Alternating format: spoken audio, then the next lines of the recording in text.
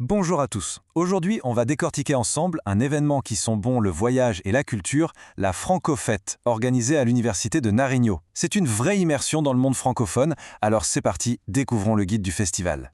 Le but de cet événement, au fond, c'est pas juste de parler français. Non, non.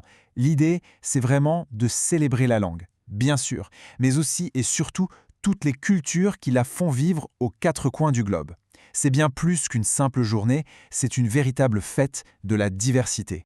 Et pour pimenter un peu tout ça, les organisateurs ont eu une super idée, le passeport francophone. C'est un concept vraiment sympa pour guider les participants, pour les inciter à explorer chaque recoin du festival. L'objectif, collectionner les tampons à chaque étape.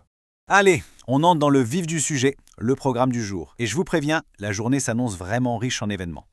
Alors, le coup d'envoi est donné à 8h30 avec l'ouverture officielle. Et on n'a pas le temps de traîner parce que dès 8h50, hop, c'est parti pour la visite des stands.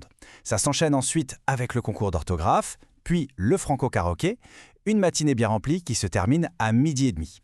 Et attention, juste après le discours d'ouverture, pour bien lancer la journée, place à l'art. On a droit à une performance de danse d'Anna Maria Pinta. Et pas sur n'importe quoi, sur le morceau Comme toi de Take. Franchement, pour mettre l'ambiance, il n'y a pas mieux. Bon, après la danse, place à la compétition, mais une compétition amicale, bien entendu. C'est le moment de tester ses talents et surtout de bien s'amuser.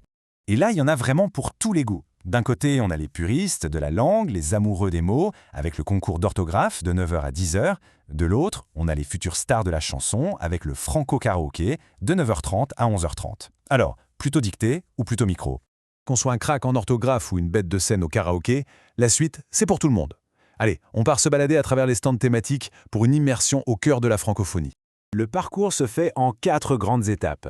D'abord, un arrêt au coin du livre. Ensuite, on fait chauffer ses méninges avec un quiz culturel. Troisième étape, et pas des moindres, la gastronomie. Et enfin, on termine par un petit tour à la boutique de souvenirs. Et ce qui est super, c'est que ce ne sont pas juste des stands impersonnels. Prenez le coin du livre, par exemple.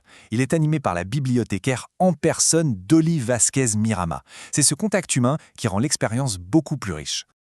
Ok, et maintenant, le plat de résistance. Le festival nous embarque pour un véritable tour du monde de la francophonie sans même quitter le campus. C'est parti pour le voyage!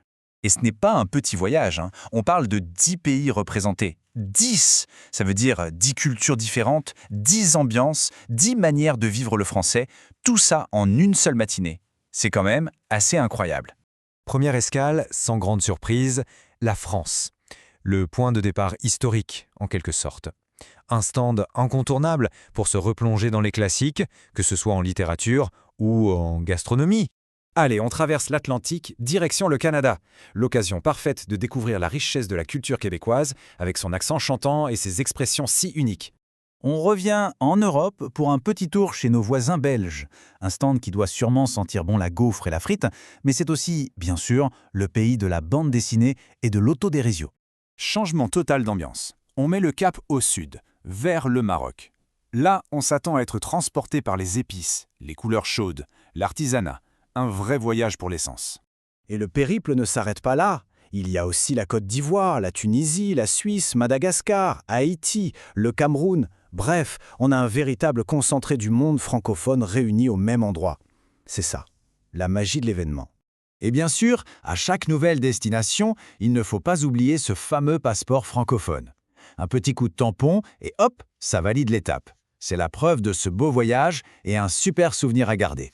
Au final, quand on regarde tout ce programme, on se dit une chose, la francophonie, ce n'est pas qu'une histoire de langue ou de grammaire, c'est peut-être, avant tout, une invitation au voyage, une porte ouverte sur des dizaines de cultures différentes. De quoi réfléchir en tout cas.